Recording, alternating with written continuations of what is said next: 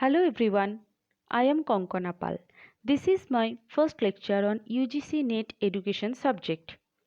So I am starting with the first topic of Unit 1, that is Indian Schools of Philosophy. In the syllabus, Sankhya, Yoga, Vedanta, Buddhism, Jainism, Dayanand Darshan, Islamic traditions are included. So I am starting with Sankhya Philosophy.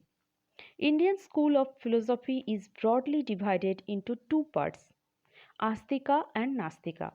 In Astika, Vedas are primary source of knowledge, whereas in Nastika, Vedas are not primary source of knowledge. Now, Astikas has been classified into two parts, atheistic and theistic. Atheistic rejects the existence of God, but theistic accepts the existence of God. Atheistic again has been classified into three divisions, that is Sankhya, school of dualism, Nyaya, school of logic, and Vaisheshika, school of empiricism. Theistic also has been classified into yoga or neo-Vedanta, the concept of karma, Uttar-mimamsa or school of orthopraxy, and Vedanta. Vedanta is divided into Advaita Vedanta of Adi Shankara, Vishishtadvaita Vedanta of Sri Ramanujacharya, Dvaita Vedanta of Madhavacharya. Vedas, Upanishads, and Shardarshanas are the sources of knowledge in Indian philosophy. Shardarshanas, or six systems of philosophy, includes Sankhya system, deals with matter. This is the philosophy of Rishi Kapila. Nyaya system deals with knowledge or logic. Vaisheshika system deals with the theory of atom, philosophy of Rishi Kanad. Yoga system, it is related with self-control through yoga. This is the philosophy of Rishi Patanjali. Purva-mimamsa system deals with the scheme of right living through appropriate action. This is the philosophy of Rishi Jamini. Uttar-mimamsa or Vedanta system, this is the philosophy of Rishi Vtasayana. Concept of supreme being is focused in it. Now, Sankhya philosophy. Sankhya philosophy is one of the earliest philosophical school of thought in India. Sankhya philosophy is propounded by sage Kapila. Sankhya philosophy or Sankhya Darshana is co-joined with Yoga Darshana. That's why we called Sankhya Yoga Darshana. The term Sankhya means number.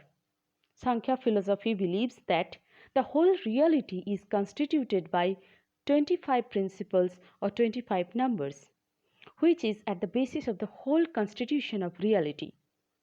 The term Sankhya also means right knowledge, knowledge of ultimate. This is not worldly or empirical knowledge. This is the discriminatory knowledge. Discrimination between Purusha or consciousness and Prakriti or matter. Sankhya philosophy is based on causal theory. Sankhya believes in two separate realities, that is Purusha and Prakriti. So, Sankhya philosophy is called dualistic philosophy. It is realistic as it believes that both the matter or Prakriti and spirit or Purusha are equal and real. It is pluralistic also because it states that there are many Purushas that coexist with Prakriti in this world. Sankhya says that the main purpose of the evolution of the Prakriti into this world is to give the Purusha one more chance for liberation. Main cause of bondage of the Purusha and his consequent suffering in the world is ignorance and non-discrimination between himself as pure consciousness and Prakriti. Now, the concepts of Purusha and Prakriti. Purusha. Purusha is a metaphysical consciousness, spirit, absolute, eternal, infinite. This is not the cause, not effect. It is cosmic being or self, universal principle, pure, all pervasive, without form, without attributes, immutable, immortal, omnipresent, and indestructible. Whereas Prakriti is active, changeable, eternal entity, earthly, primal matter, unconscious, unintelligent, attributed, and it has three gunas: Satya, Rajas, and Tamas. Now, the evolution of organic matter. Nature or Prakriti is a blind force which is self operating like a machine. All the causes and effects lie hidden in it. So, it doesn't create anything new but brings out what is already present in it as a fixed program. Nature or Prakriti is both cause and effect. It is not created but creates. It is permanent but changeable. Things evolve in nature at the most basic structural level with the elementary units like it's called tattvas or evolutes of nature. Nature comes into action when it meets with Purusha or individual soul. The changes in Prakriti begin as it comes in contact with Purusha.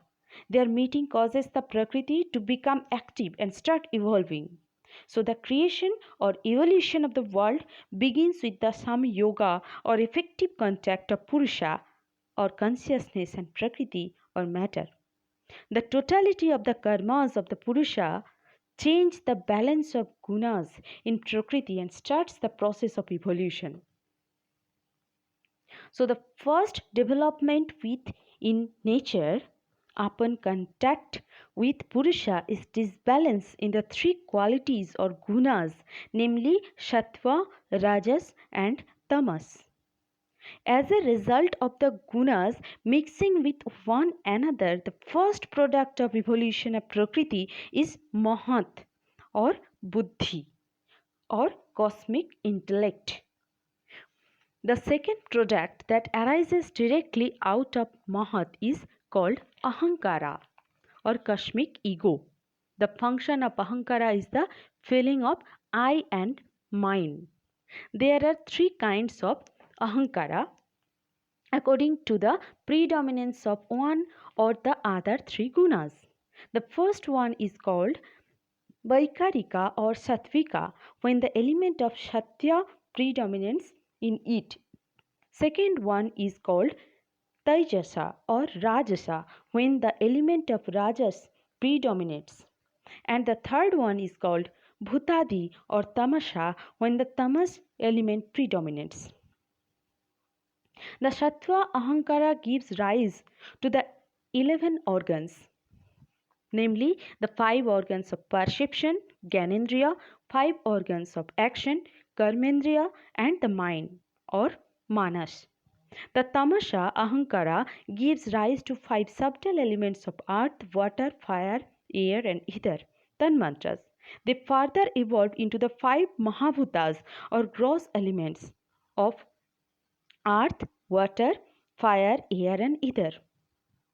The Rajas Ahankara is involved in both the Sattvika and Tamasha Ahankara and supplies the energy needed for the change of Sattva and Tamas into their products.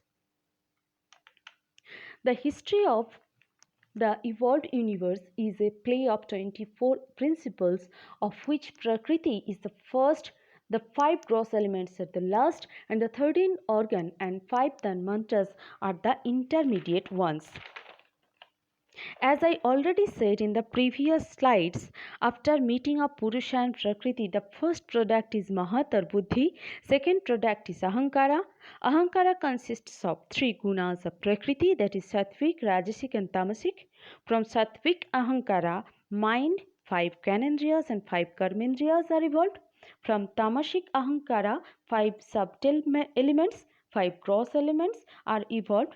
Rajasic Ahankara energize both Sattvic Ahankara and Tamasic Ahankara. For the liberation of Purusha, the 24 principles are categorized as follows. As primordial matter, Purusha and Prakriti are there. Then internal instruments are intellect, ego sense, and mind. External instruments are five sense organs or gyanendriya, five organs of action or karmendriya, and subtle elements, five tanmantras, and gross elements, five mahabhutas. Detailed interrelation among mahabhutas, tanmantras, gyanendriyas, and karmendriyas are: the tanmantras directly relate to the mahabhutas. Everything in this entire universe consists of different combinations of these five elements, either air, fire, water, and earth. They represent the either gaseous, radiant or light, liquid and solid forms that make up the physical universe, including our bodies. Each element corresponds and relates to one of the tanmantras in a dynamic, creative way. Either corresponds to sound or hearing, air to touch, fire to sight, water to taste, and earth to smell. The tanmantras and the five elements are also directly related to the gyanendriyas and karmendriyas, through which they express themselves. The five sense organs are ear, skin, eye, tongue, and nose. The ear relates to shabda, sound, and the ether element. Skin to sparsha, touch, and the air element. Eyes to rupa, sight, and the fire element. Tongue to rasa, taste, and the water element. And nose to gandha, smell, and the earth element. The five organs of action also relate to the five sense organs and the five elements. They are the mouth, hands, feet, urinogenital or reproductive organs, and anus. According to Sankhya, Buddhi must realize the absolute distinction between pure consciousness or Purusha and the phenomenal world or Prakriti. Discriminatory knowledge which makes liberation possible is obtained through right knowledge, reflection, and discipline. So, aims of education according to Sankhya philosophy are: ultimate aim of education is attain the perfection of Purusha through discriminatory knowledge leads to its salvation. To create discerning individual capable of attaining the perfection. Curriculum according to Sankhya philosophy: natural science, physical science, yoga must be included in curriculum. Method of teaching: Sankhya philosophy refers experiencing learning, activity based learning, logical reasoning. Discipline: high degree of discipline demands from students. Role of teacher as a facilitator. Place of student individualized and the child centered. Thank you.